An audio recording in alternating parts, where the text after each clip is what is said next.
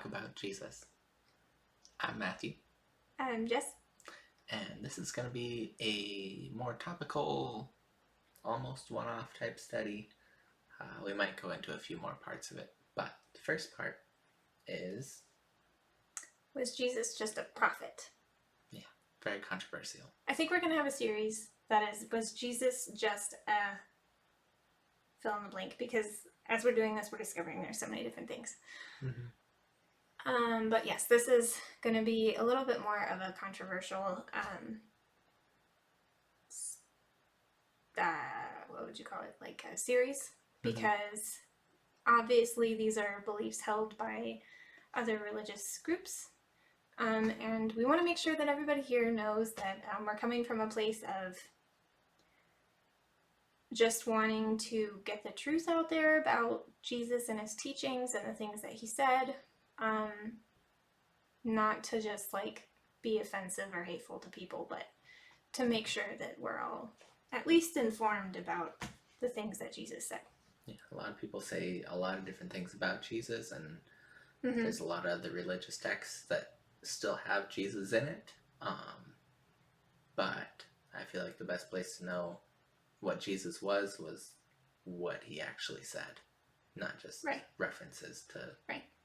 So, a few months ago, probably something like on the order of 8 months ago or something like that, I was on the internet and I saw a video of a well-meaning Christian who went, I think, to New York City or something like that, and he was basically like, well, he was on a megaphone, or maybe it wasn't a megaphone, but he was, like a microphone. Talking loudly to a group of people. He was talking loudly in particular to a group of Muslims, because he was previously a Muslim, and he was like, hey, I found things out and I want you to know. But there came a point, of course, where it got really heated and contentious, and they were like, show me one place, give me one verse where it says that Jesus was more than just a prophet. And the guy kept arguing that, like, oh, that's not true, Jesus was more than just a prophet. But like over and over and over again, this guy asked for one verse, and he never gave him a verse. And I thought to myself, well, that's just kind of ridiculous, because the Bible is riddled with Jesus talking about this stuff. So, I mean, yeah, it's all over, but also, in that kind of instance when you're out talking to people, if you're trying to publicly evangelize, or even just in your normal circumstances, if somebody comes up to you and asks you about your faith, as it says in 1 Peter 3:15, it says, but in your heart honor Christ, the Lord, as holy, always being prepared to make a defense to anyone who asks you for a reason for the hope that is in you, yet do it with gentleness and respect. So that's basically saying, if somebody asks you why you believe in Jesus, or really who Jesus is, yeah, and you're supposed to answer it. You're supposed to have an answer. Yeah, be prepared for that, especially if you're going out. If you allow yourself to go the route, right? Like, you can go out and not be prepared for every situation under the sun, but if you go out and willingly go down a path of discussion or debate, you should have in your mind something to back yourself up. And I know it's like really hard to expect people to have the whole Bible memorized. Who can do that? Nobody can do that. But we have no excuses, because now we have modern technology, and you can literally just be like, well, there's a verse in my head and something about Jesus claiming he was God, and you can type that in immediately to your search, verse about this, and it'll show you all kinds. So there's really no excuse to not be able to defend your ideas. So anyway, we also do a lot of studies that are I always forget the word for this. Not topical. Yeah, expository. Yeah. We have done an expository study on Esther, where we begin talking about the historical background for it, the scientific or non-scientific proof that we have for this story, and then we break down each chapter and talk about that. So if you're interested in that kind of stuff, or you're interested in more videos like this one, topical discussions, please hit like and subscribe. Don't forget to comment and give us some feedback. And we'll put out more content for you. Or at least try. Or at least try. We're doing okay. We're solid 5 out of 10. Yeah. All right, but with that, anyways, yeah, we'll get into let's the actual passages where Jesus himself is talking about being more than just a prophet. Right. So, because that video was like, give me one verse, and we're like, how about we give you a chapter where Jesus himself is refuting this idea from people who come at him with this exact question, like, you're just a prophet, aren't you? And this is what Jesus himself said. All right, so we're going into John chapter 8. I'm reading from the ESV today. If you look just before chapter 8, it says the earliest manuscripts do not include chapter 7, verse 53 through chapter 8, verse 11. And it's a good thing I don't need those today. So we have content that is traceable to the earliest manuscripts that they found. All right. Chapter 11, verse 12. I am the light of the world. Again, Jesus spoke to them, saying, I am the light of the world. Whoever follows me will not walk in darkness, but will have the light of life. So the Pharisee said to him, You are bearing witness about yourself. Your testimony is not true. Jesus answered, Even if I do bear witness about myself, my testimony is true, for I know where I come from and where I am going. But you do not know where I come from or where I am going. You judge according to the flesh. I judge no one. Yet even if I do judge, my judgment is true, for it is not I alone who judge, but I and the Father who sent me. In your law it is written that the testimony of 2 people is true. I am the one who bears witness about myself, and the Father who sent me bears witness about me. So this is the first time in this chapter, in my estimation, that Jesus is implying that he's more than a normal person, because anyone else would be like, a person testifying as a witness for themselves is usually not credible, but he's like totally going over that, and he's saying, I'm still a credible witness for myself, which is a little bit weird, right? Going on. They said to him, therefore, Where is your Father? And Jesus answered, You know neither me nor my Father. If you knew me, you would know my Father also. The second time he's claiming some sort of similarity with God. These words he spoke in the treasury, as he taught in the temple, but no one arrested him, because his hour had not yet come. So he said to them again, I am going away, and you will seek me, and you will die in your sin. Where I am going, you cannot come.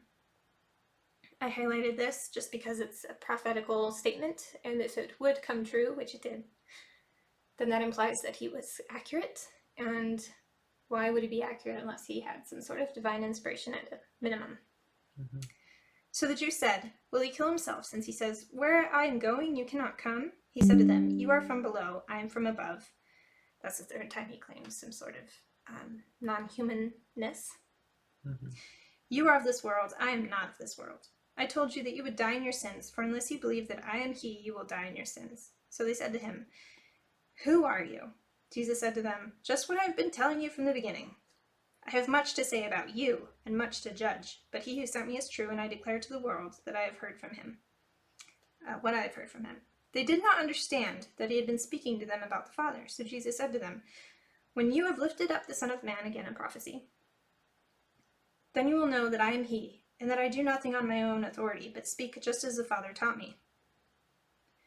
So, he calls himself the Son of Man, which the Jews would have understood to be a messianic term. And he who sent me is with me. He has not left me alone, for I always do the things that are pleasing to him. As he was saying these things, many believed him. And it goes on, the truth will set you free. Verse 31, So Jesus said to the Jews who had believed him, If you abide in my word, you are truly my disciples, and you will know the truth, and the truth will set you free. They answered him, We are offspring of Abraham, and have never been enslaved to anyone. How is it that you say you will become free?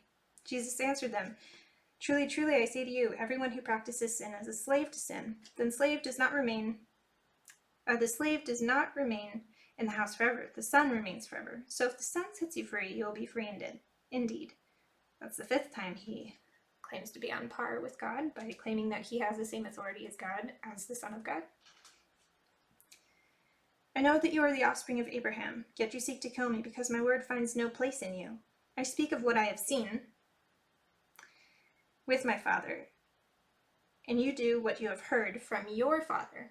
So I wanted to note, like, that scene means either he's physically seen something or he, at worst, had a revelation of something. He goes on, you are of your father the devil. They answered him, Abraham is our father. And Jesus said to them, if you were Abraham's children, you would be doing the works Abraham did. But now you seek to kill me, a man who has told you the truth that I heard from God. This is not what Abraham did. You are doing the works your father did. They said to him, we were not born of sexual immorality. We have one Father, even God. Jesus said to them, if God were your Father, you would love me, for I came from God and I am here. I came not of my own accord, but he sent me. Why do you not understand what I say? It is because you cannot bear to hear my word. You are of your father the devil, and your will is to do your father's desires. He was a murderer from the beginning and does not stand in the truth, because there is no truth in him. When he lies, he speaks out of his own character, for he is a liar and the father of lies. But because I tell the truth, you do not believe me. Which one of you convicts me of sin? If I tell the truth, why do you not believe me? Whoever is of God hears the words of God. The reason why you do not hear them is that you are not of God. The Jews answered him, are we not right in saying that you are a Samaritan and have a demon? Jesus answered, I do not have a demon, but I honor my Father, and you dishonor me. Yet I do not seek my own glory. There is one who seeks it, and he is the judge. Truly, truly, I say to you, if anyone keeps my word, he will never see death. So this is the seventh time he claims some sort of deity and his ability to, what's the word I'm looking for? Pardon. Yeah. Pardon sin. Yeah.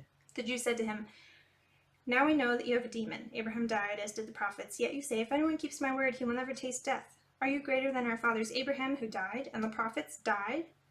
Who do you make yourself out to be? Jesus answered, if I glorify myself, my glory is nothing. It is my Father who glorifies me, of whom you say he is our God. So he says, my God, my Father, God, glorifies me. But you have not known him. I know him. If I were to say that I do not know him, I would be a liar like you. But I do know him, and I keep his word. Your father Abraham rejoiced that he would see my day. He saw it and was glad. Okay, so the Jews said to him, you are not yet 50 years old, and have you seen Abraham? Jesus said to them, truly, truly, I say to you, before Abraham was, I am. And before, yeah, he said, I am. Right? Before, okay. A lot of people would be like, well,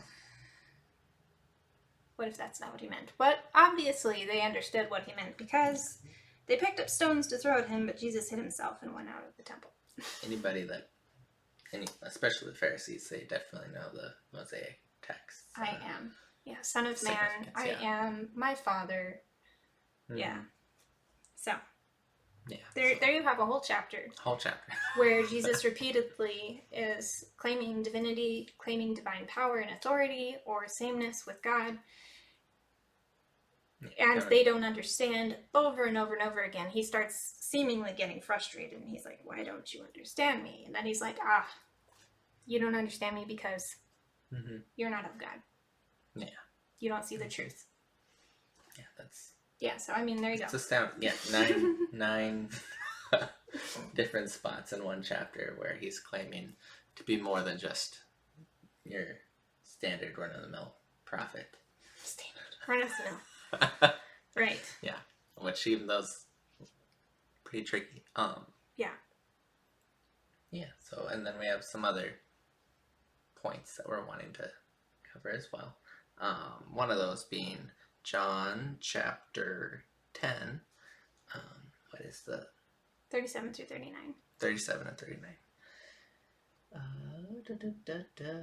If I am not doing the work of my Father, then do not believe me. But if I do them, even though you do not believe me, believe the works, that you may know and understand the Father is in me, and I am in the Father.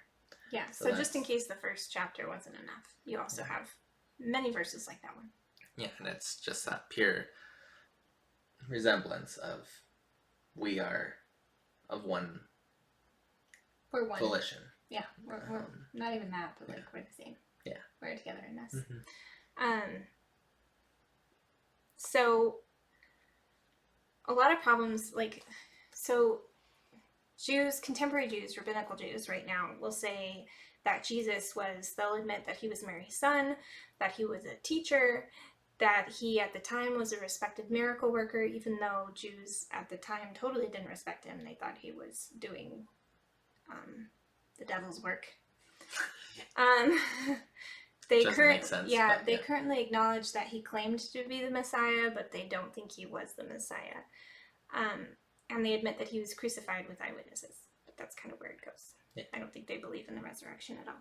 Which we can also make a whole nother video on all of the different prophetical things that fulfilled from the Old Testament that they would have known about that would lead to believe that Jesus would be the only logical. Yeah. Like, Messiah. For example, the fact that they prophesied that the Messiah would come before the Second Temple was destroyed. And the Second Temple was destroyed in 70 AD. Yeah. So, like, that's... So right now... narrow window for it to be anybody else. Right now, it's kind of a failed prophecy that Messiah would come before the Second Temple is destroyed. If you are a... rabbinical Jew. Yeah. You think that the Messiah just didn't come when he was supposed to come. I guess. And then... hard pill to swallow. In the Muslim tradition, they believe that Jesus was born of a virgin, which is an interesting thought, given the fact that they, I'll get into it, but they claim, yes, he was a prophet to Israel.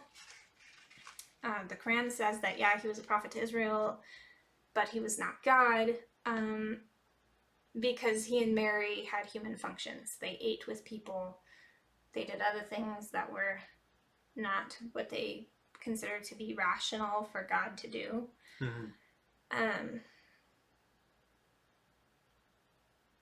They say that the disciples were helpers of God, but not Jesus himself. And they also have adopted Mary and Jesus as Muslims, even though they were obviously Jews. Thoroughly. So, yeah. But they do believe in the miracles of Jesus, which is interesting. It is. And I guess finally we'll conclude by saying that they believe that Jesus' death was pretend, that it was someone else who died, and so the resurrection then becomes moot. Moot. There we go. Yeah. I think it's spelled the same, but yeah. Yeah. So going into that a little bit is, it's kind of weird how they would have that mindset. Again, they aren't using the actual Jesus words, they're just referencing Jesus to try and fill in the, I don't know, the gaps where it's like, well, there's obviously Jesus. Jesus obviously existed. Right, you can't cover him up, so you gotta adopt him somehow. Guess we'll put him in here, yeah, sure, he was a prophet. But he wasn't God because he ate food. Yeah. But when you look into the Bible, you see that Jesus was fully God and fully man. You're looking at the beginning of John chapter 1. In the beginning was the Word, and the Word was God, and the Word was with God, and through him all things were made, and without him nothing was made. And then in John 1:14 it says the Word became flesh. Yeah. And so that's bringing in the fact that Jesus was the Word. And in kind of like assimilation with that thought, it ties in Colossians 1:15. And so that is speaking of the preeminence of Christ, so Jesus specifically. He is the image of the invisible God, the firstborn of all creation, for by him all things were created in heaven and on earth, visible and invisible. Wherever the thrones or dominions or rulers or authority, all things were created through him and for him. So that's reinforcing that the Word was Jesus. And obviously he was fully God, but then also it brings in that he was fully man as well. Right. So that kind of the Word became flesh. Yeah. Paper ship there. But. Yeah. So, and that's something that's really important to talk about. One thing that I do appreciate about the Quran that I'll say is that they really, I think they've framed rational thought and like a logical progression of thinking in a really, really, like, they put that fundamentally at the top of everything. And they're like, if something contradicts itself, it's not from God, right? It's not legit. which is a wonderful way to think, and the Bible encourages that form of thinking as well, except I can't get past the fact that they claim he was a prophet, but he was not in service of God. They claim he was born of a virgin, but he was nothing. He More had than a no. regular He wasn't person. more than a regular person, and they believe in his miracle working, but they don't believe that he was divine. And further, they believe he was a good prophet without actually paying attention to anything that he taught, because everything he taught was, I mean, he taught that he was the Messiah and one with God. Yeah. And we've established that. So that is an internal contradiction. It's like you need to either accept Jesus and pay attention to everything he taught, or throw him out because you disagree with him. Pretty right? much, Like that's what logic would demand. Mm-hmm.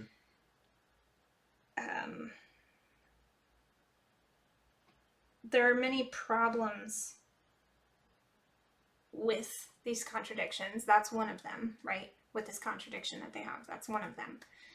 There's also the problem, we've just talked about it, the hypostatic union.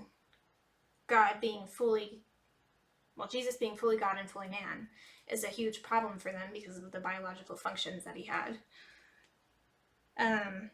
But they're also putting God in a box in which he would be unable to somehow, like somehow he would be unable to. Like he made the entire universe, everything in it, every living thing, every planet, all the stars, all the animals. But we're going to say that it's not logical that he could find a way to become a part of physical creation. Mm-hmm. That he is strictly isolated to non-material existence. Mm-hmm. That doesn't make sense to me. That's not logical. You know, he is greater than physical existence. That doesn't exclude him from being able to participate in it if he wants to. It's not good to put God in a box. Right, and why would prophets be able to work miracles if that were the case? Because that's God's power in a physical world. Mm-hmm. So that in and of itself would contradict that idea that God can't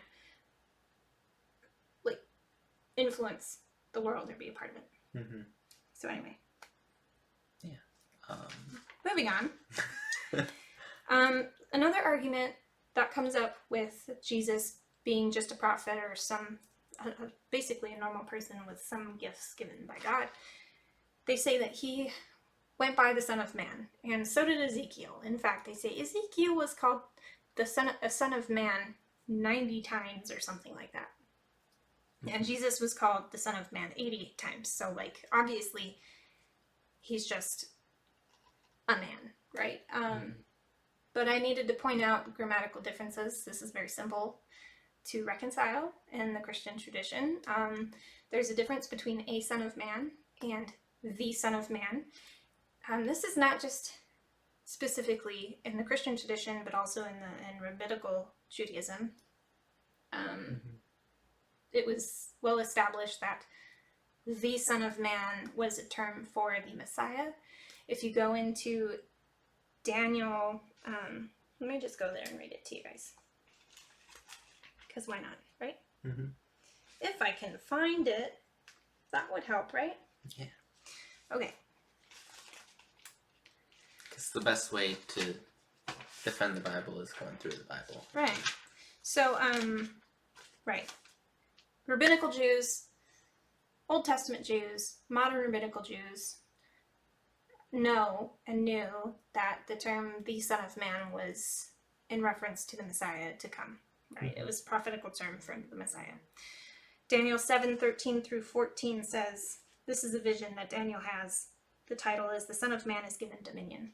Mm-hmm. He says, I saw in the night visions, and behold, with clouds of heaven there came one like a son of man, and he came to the Ancient of Days. So that's lowercase a son of man. So he was like a man. Like a son of man. He was like a man. He looked in appearance like a man. And behold, with the clouds of heaven there came one like a son of man. And he came to the Ancient of Days. So what a man before the Ancient of Days. And he was presented before him.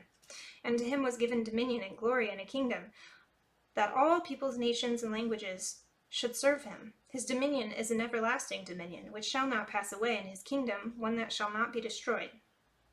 And originally I was going to stop there, until I realized that if you go to the next bit, which is Daniel's vision being interpreted by possibly an angel in his dream. He's in his dream and it's being interpreted to him and explained to him by someone there. They're going through verses 23 through about 27, and they're talking about wars and basically like end time things happening, and the Antichrist, I think, and the fall of Satan and his dominion. And then it gets to this point, right? So the fall of Satan and his dominion, it says, and the kingdom and the dominion and the greatness of the kingdoms under the whole heaven shall be given to the people of the saints of the Most High. His kingdom shall be an everlasting kingdom, and all dominions shall serve and obey him. So here we have, within 3 lines, it says, this people shall be given, shall be given to the people of the saints of the Most High, his kingdom. So it's referring to the Most High, his kingdom. These words are used. It doesn't, again, go into the Son of Man, right? In the previous bit that I read to you, it went into like, there was this figure that was given dominion. Mm-hmm. And you'd expect the angel to be like, this figure that was given dominion. ... right? But instead he says, the Most High, his kingdom shall be an everlasting kingdom. Mm-hmm. So this Son of Man, one and the same with the Most High, is one and the same with the Most High in this interpretation.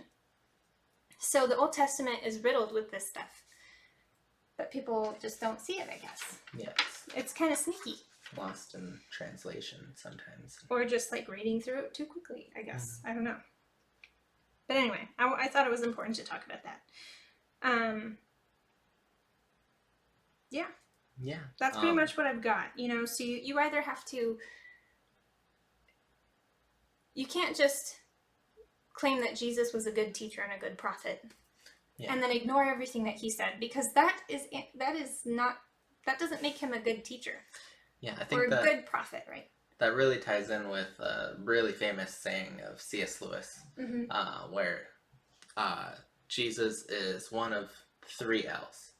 So he's either a liar, and so just completely made the whole thing up, and a lot of people went along with it, and that's the end of it. Then but he wouldn't be a good teacher. Right. And every religion believes he was a good teacher and a prophet.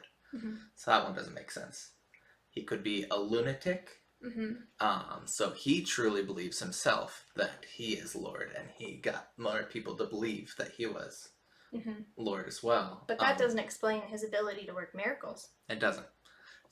Or his actual prophetic abilities. Appearing and the how many prophecies, which is so statistically unlikely that it's it is impossible, basically. That doesn't explain how he did all that. And then the last L is Lord, that he actually was the Son of Man. He was the Messiah, the beginning, and the whole thing. So he really calls people to make a decision about who he is, whether they believe him and are his sheep, if they believe him, or they just deny him completely.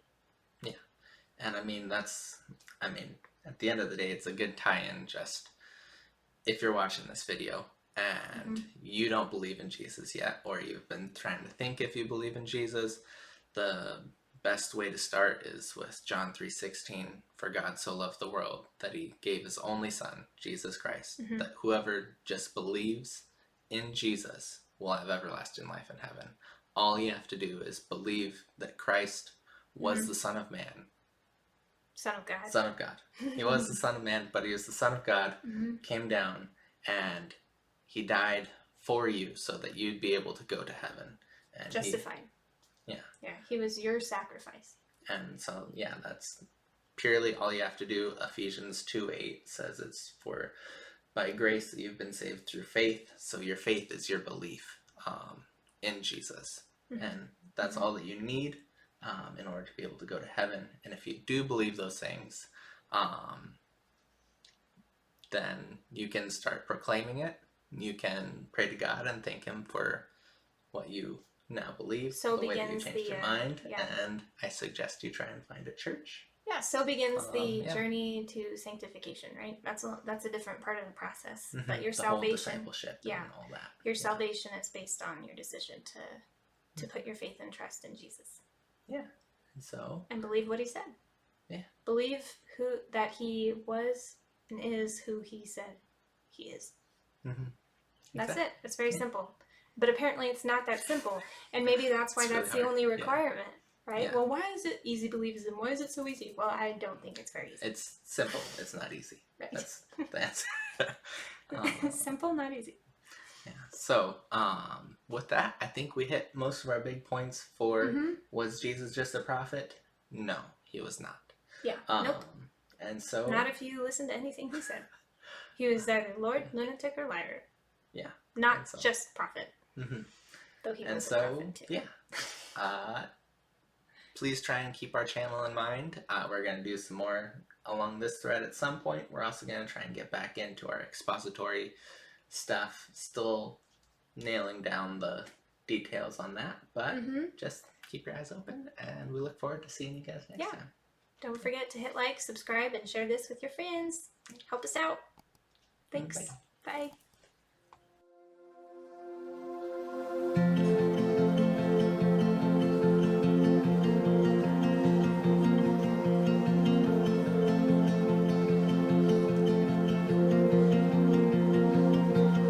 As the Spirit was moving over the water, Spirit, come move over us. Come rest on us. Come rest on us.